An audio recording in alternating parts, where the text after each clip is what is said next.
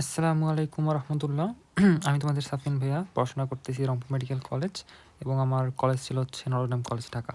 ওকে, তো আমরা আজকে যে টপিকটা নিয়ে কথা বলবো সেটা আমাদের আগের মতো আরেকটা টপিক। অলরেডি যারা ভিডিওটা দেখছো তারা তো জানো যে আমরা একটা কিওয়ার্ড দিয়ে আমরা হচ্ছে কীভাবে বৈশিষ্ট্য, কাজ এগুলো মনে রাখতে পারি। এরকম আগে একটা আমরা ভিডিও দিয়েছিলাম প্রোটিন এবং অ্যামিনো অ্যাসিড নিয়ে। আজকে ভিডিওটা হচ্ছে আমাদের শর্করা বা কার্বোহাইড্রেট নিয়ে। ওকে, তাহলে আমাদের শর্করা বা কার্বোহাইড্রেটের প্রথম কথা হচ্ছে বৈশিষ্ট্য এবং হচ্ছে কাজ আমরা কীভাবে একটা কিওয়ার্ড দিয়ে মনে রাখতে পারি সেটার জন্য এই ভিডিওটা। ওকে, যাতে খুব সহজেই তোমরা এমসিকিউ এবং হচ্ছে তোমরা যে রিটেন টপিক সেটাও কিন্তু ভালো করে আসতে পারো, জাস্ট একটা কিওয়ার্ড যদি মনে রাখতে পারো। ঠিক আছে, ওকে, তাহলে চলো আমরা হচ্ছে শুরু করি। হ্যাঁ, তাহলে প্রথম কথা আমরা হচ্ছে আগে একটা কাজ করি, সেটা হচ্ছে আমরা কি কাজটা পড়ে নিই। ঠিক আছে, আচ্ছা, কাজ মনে রাখার জন্য শুধুমাত্র একটা জিনিস যথেষ্ট, সেটা হচ্ছে কার্বোহাইড্রেটের কাজ মনে রাখার জন্য মনে রাখতে হবে দন্তাস স। কী মনে রাখতে হবে? দন্তাস স। কীভাবে? দেখো, প্রথম যেটা জীবদেহের শক্তির প্রধান উৎস, তার মানে প্রথম যে কিওয়ার্ডটা দেখো শক্তি, কি দন্তাস স অথবা তালিবস্য দিয়ে কি না? অবশ্যই। এরপরে দেখো উদ্ভিদের সাপোর্টিং টিস্যুর গাঠনিক উপাদান, এই যে দেখো সাপোর্টিং, তার মানে একটা পাইলাম আমরা শক্তি, শক্তির উৎস। এরপরে আমরা পাইলাম হচ্ছে সাপোর্টিং টিস্যু, তাই না? সাপোর্টিং, তাহলে এরাও দন্তাস্য। এরপরে দেখো উদ্ভিদ দেহের যে কার্বন কাঠামো গঠন করে, অর্থাৎ কার্বন স্কেলেটন, তাই না? স্কেলেটন, তাহলে এটাও কি দন্তাস্য দিয়ে কিনা? আচ্ছা, এরপরে দেখো হাড়ের সন্ধিস্থলে লুব্রিকেন্ট, এই যে দেখো সন্ধিস্থল, তাহলে সন্ধিস্থল। তারপরে দেখো উদ্ভিদের কি পদার্থ? সঞ্চয়ী পদার্থ। এবং সর্বশেষ দেখো যে ক্যালভিন চক্র, ক্রেবস চক্র, এগুলাতে সে সক্রিয়ভাবে অংশগ্রহণ করে। তো এটা তো জানা কথা যে আমাদের যে গ্লুকোজ যেগুলো আছে, পাইরোভেট, এগুলো সব কোথায় যায়? আমাদের ক্যালভিন চক্র, ক্রেবস চক্রতে যায়, তাই না? আচ্ছা, তাহলে মোটামুটি আমাদের দেখো পুরা জীব যে কার্বোহাইড্রেট কাজ সব কিন্তু কোনটা দিয়ে মনে রাখতে পারলাম? দন্তাস্য অথবা তালিবস্য। শক্তি, supporting tissue, skeleton, carbon skeleton, সন্ধিস্থল, তারপর হচ্ছে সঞ্চয়ী পদার্থ, তাই না? তাহলে আমাদের কার্বোহাইড্রেটের কাজ দন্তাস্য দিয়ে মুখস্থ কমপ্লিট। এরপরে আসি হচ্ছে আমাদের কার্বোহাইড্রেটের বৈশিষ্ট্য। তাহলে কার্বোহাইড্রেটের বৈশিষ্ট্য আমরা কীভাবে মনে রাখবো? আসো, খুবই সহজ। আচ্ছা, কার্বোহাইড্রেট আমরা একটা ভালো উদাহরণ নেই, সেটা হচ্ছে ধরো হচ্ছে চিনি। ঠিক আছে না? আচ্ছা ভাইয়া, তাহলে চিনির যদি আমি সংকেত লিখি, আমরা জানি যে সি, আচ্ছা চিনি বাদ দিই আমরা হচ্ছে, আচ্ছা চিনি আর একটা নেই, একটা হচ্ছে গ্লুকোজ, তাই না? গ্লুকোজের সংকেত হচ্ছে C6H12O6, তাই না? এটা হচ্ছে কি আমাদের? এটা হচ্ছে গ্লুকোজ। গ্লুকোজ একটা শর্করা।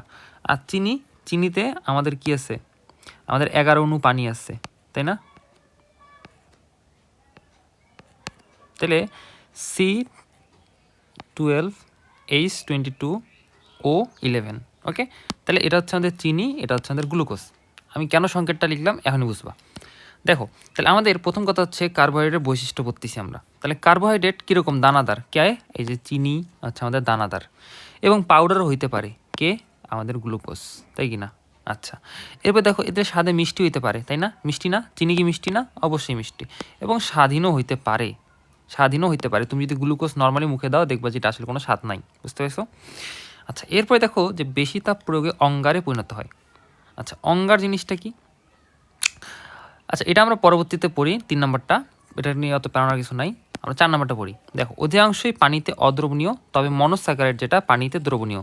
এই লাইনটা থেকে অবশ্যই মাথায় রাখবা, সকল মনোস্যাকারাইড এবং ডাইস্যাকারাইড পানিতে দ্রবণীয়, এক্সেপ্ট কোন ডাইস্যাকারাইডটা? সেটা হচ্ছে আমাদের সুক্রোজ, সরি, সকল মনো এবং ডাইস্যাকারাইড হচ্ছে আমাদের রিডিউসিং সুগার, রিডিউসিং বা হচ্ছে বিজারক, কে বাদে? সুক্রোজ বাদে। তাহলে এই সুক্রোজ বাদে মনো এবং ডাই যতগুলো আছে সবগুলো হচ্ছে রিডিউসিং সুগার বা হচ্ছে বিজারক। ঠিক আছে, আচ্ছা, এখন কথা হচ্ছে যত মনো আছে যেমন গ্লুকোজ, ফ্রুক্টোজ, গ্যালাক্টোজ সব কিছু কি পানিতে দ্রবণীয়, বাট যেগুলো হচ্ছে অদ্রবণীয় সেগুলো কোনগুলো? যেগুলো হচ্ছে পলিস্যাকারাইড, সেগুলো হচ্ছে সব পানিতে অদ্রবণীয়। ঠিক আছে, আচ্ছা, এরপরে আসো আমরা যে এখানে সুন্দর করে সংকেতটা লিখছি, চলো সংকেতটা আরেকবার লিখি। C6H12O6, তাই কি না? আচ্ছা, তার আগে একটা কেমিস্ট্রি পড়ায় নেই। সেই কেমিস্ট্রিটা কি? এই বিক্রিয়াটা তোমরা সবাই জানো, তোমরা তো জানো যে ও ও আর এই মূলকটা যার মধ্যে থাকে এটাকে বলে হচ্ছে কি, এটাকে বলে হচ্ছে আমাদের অ্যাস্টার, তাই কি না? এবং এখানে একটা আর থাকতে পারে, তাই কি না? তাহলে এটাকে বলে অ্যাস্টার। এখন তোমরা জানো যে কোনো যদি অ্যালকোহল এবং তার সাথে যদি কোনো অ্যাসিড বিক্রিয়া করে, হ্যাঁ, তাহলে সেখানে কি উৎপন্ন হয় জানো? আমরা যুগ যদি পড়ে থাকি আমরা জানি এই যে অংশটা এটা হচ্ছে আমাদের নেগেটিভ একটা অংশ, ঠিক আছে? আর এখানকার এই পার্টটা হচ্ছে আমাদের নেগেটিভ, আর এই পার্টটা হচ্ছে পজিটিভ, এই পার্টটা হচ্ছে পজিটিভ, ঠিক আছে? তাহলে সাধারণত পজিটিভের সাথে কি যুক্ত হয়? পজিটিভের সাথে নেগেটিভ যুক্ত হয়, তাই না? তাহলে এ দূরে যদি যুক্ত হয় তাহলে উৎপন্ন করে আর সিও আর ড্যাশ, এবং বাকি দূরে কি থাকলো? এই OH আর H প্লাস, সেই দূরে একসাথে মিলিত হয়ে উৎপন্ন হবে পানি। তাহলে দেখো একটা অ্যাসিড এবং একটা হচ্ছে আমাদের অ্যালকোহল মিলিত হয়ে কি উৎপন্ন করলো? অ্যাস্টার। কি উৎপন্ন করলো? অ্যাস্টার, এবং পানি উৎপন্ন করলো। তো এই যে বিক্রিয়াটার মাধ্যমে উৎপন্ন হলো এটাকে বলে কি? এটাকে বলে অ্যাস্টারিফিকেশন। কি বলে? অ্যাস্টারিফিকেশন বিক্রিয়া, ঠিক আছে? তাহলে অ্যাস্টারিফিকেশন বিক্রিয়া কোনটা? যে একটা যদি অ্যালকোহল আর একটা যদি অ্যাসিড মিলিত হয় তাহলে ওরা উৎপন্ন করে একটা অ্যাস্টার, এটাকে বলে অ্যাস্টারিফিকেশন বিক্রিয়া। তাহলে আমরা এখন এটা যে লিখছি এটা কি তুমি কি জানো?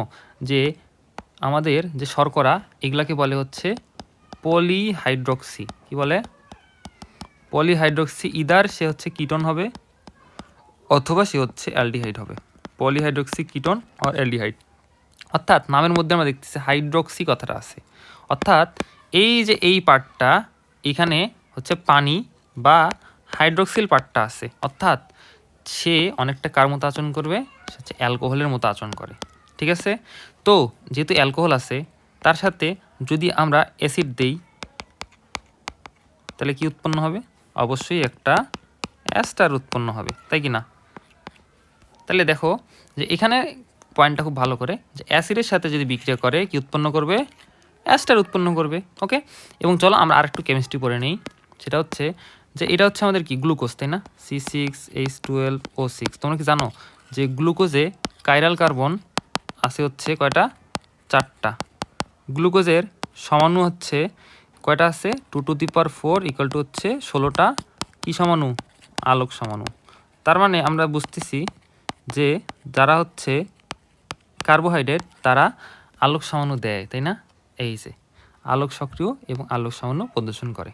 তাহলে আমাদের দেখো সবগুলা বৈশিষ্ট্য কিন্তু একদম বেসিক থেকে একদম ক্লিয়ার। এখন কথা হচ্ছে অঙ্গারে পরিণত হয়। অঙ্গার জিনিসটা কি?